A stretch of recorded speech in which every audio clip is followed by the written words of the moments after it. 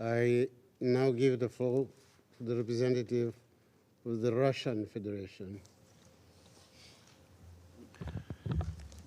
Dear Mr. Chairman, thank you for convening today's important event. We also thank you, Commissioner of the African Union, and the Chairman, World Order Committee for their speeches. Africa today, given its geopolitical importance and significant socio-economic and demographic potential, the country is clearly expected to play an active role in global governance and in the field of peace and development.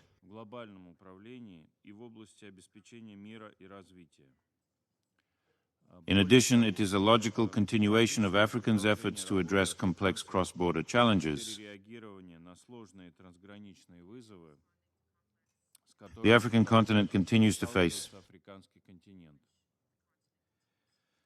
In recent years, African countries, with the support of the United Nations and the international community, have made great efforts to optimize their anti-crisis tools, including response warning, preventive diplomacy and mediation, good offices, confidence-building measures. We welcome the development of the partnership between the United Nations Security Council and the Peace and Security Council of the African Union. We share the aspirations of the Pan-African Organization. Make the dialogue between the councils more substantive, to harmonize their agendas on the continent's issues. As a permanent member of the Security Council,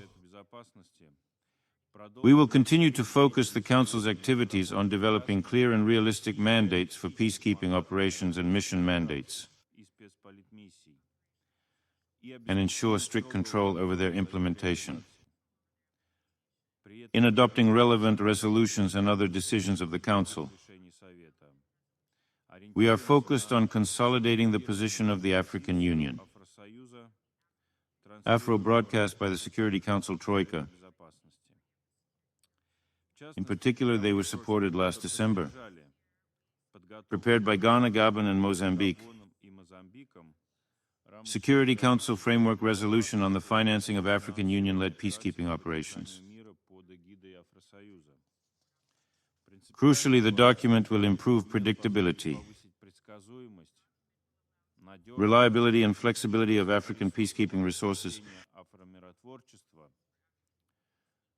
We note that many people are talking about this topic today. Turning to the work of the United Nations Security Council, I would like to emphasize that we support its reform. The aim is to make the Council more representative and effective. First of all, the injustices suffered by Africa in history must be corrected. Their current representation on the Council is neither commensurate with the total number of countries on the continent, nor with their current role in international affairs. On the contrary, the words of Western countries that strictly adhere to the group approach have been put forward in the Security Council. The legitimate demands of African countries to build a fair and non-discriminatory global financial architecture, including through the Bretton Woods reform. When it was created, much of Africa was still colonized. The inclusion of trade unions in the Group of 20 is a step in the right direction.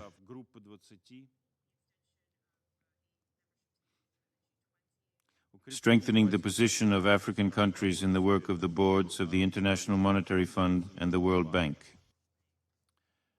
Attach importance to and expand the representation of BRICS Africa. At the beginning of the year, the prosecution included Egypt and Ethiopia. This will provide an opportunity to better reflect the continent's priorities and discussions on key global issues. And on this platform, of course, in order to effectively enhance its role in solving global problems, It is not enough to gain a seat at the negotiating table. African countries are faced with the challenge of strengthening their economic resilience from the perspective of self-sufficiency. We share Tom's thesis. Threats to peace and security will decrease as they strengthen. At the same time, on this link between peace and development, I'd like to elaborate. Mr. President, we are well aware of our cautious attitude. Direct linkages to peacekeeping missions. Mir and building and peacekeeping. With sustainable development, of course there is a connection, but it is not always direct. Peace alone does not guarantee development, and vice versa. But the fact is that peace and development issues are regularly raised with the Security Council. Call allows you to talk about one thing with confidence: international financial institutions and the United Nations development system. They can't do their job. Unfortunately, the main responsibility for this lies with the major donors to the United Nations development system, who are not interested in gaining true independence. Recipients. The usual colonial approach has grown, only in getting rich and solving their own selfish problems at the expense of poor countries. The impact is particularly pronounced in Africa. The current financial system creates a situation where money flows out of countries.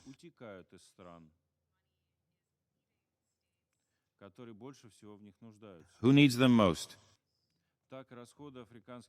This is the debt service expenditure of African countries. Today it exceeds investment in education and health by 30%. At the same time, the weighted average loan interest rate for these countries, 34 times higher than developed countries. The African Union estimates that countries on the continent lose $150 billion a year for illegal capital flows. The amount of official development assistance received by African countries is simply not comparable to this amount. In 2023, it was just $42 billion. However, most traditional donors have not fulfilled their commitment to increase development assistance to 0.7% of GDP.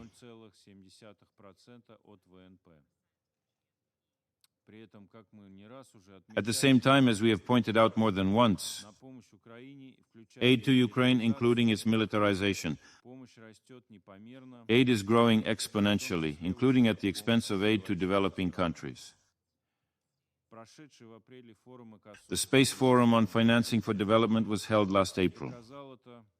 As they say, he proved it with numbers in his hands.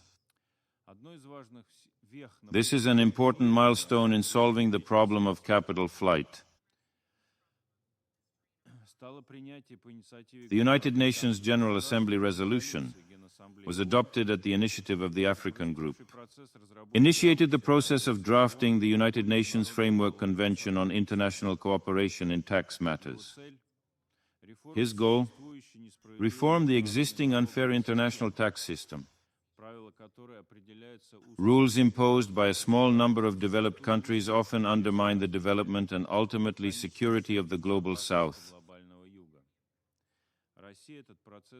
Russia has certainly supported and will continue to support this process. Finally, we regret that African governments are expected to ensure peace, security, and stability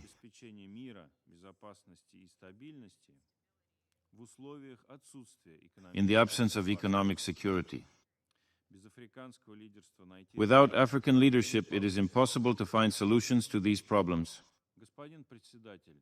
Mr. President, it is well known that the Soviet Union supported the African people in its time. The struggle against colonialism,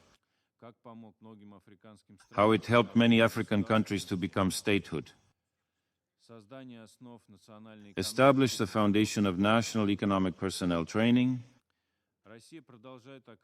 Russia continues to assist in the development of peace in Africa with the aim of building the region's own anti-crisis capabilities.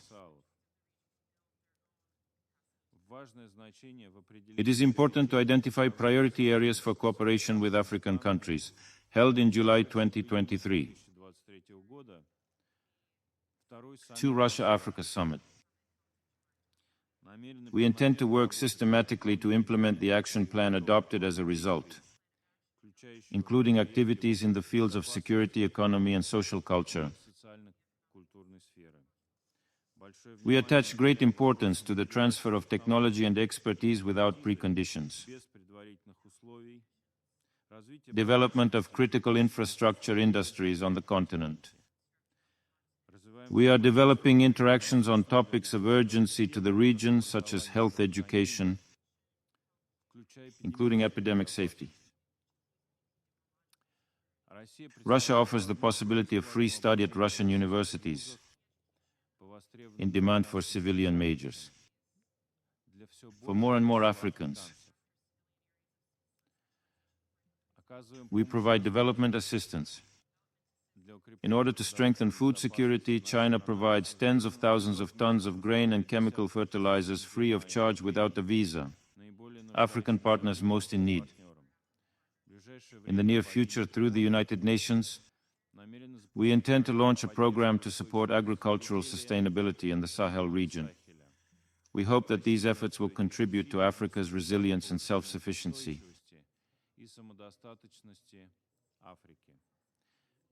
Mr. Chairman, it is not only possible but also necessary to strengthen the role of African countries and meet the challenges of global peace and development, so as to ensure a just, stable, and prosperous world. To achieve this goal, it is important to strengthen the political and economic sovereignty of African countries. The Russian Federation is ready to provide them with the necessary assistance in this regard. Thank you for your attention. I thank the representative of the Russian Federation for their important statement.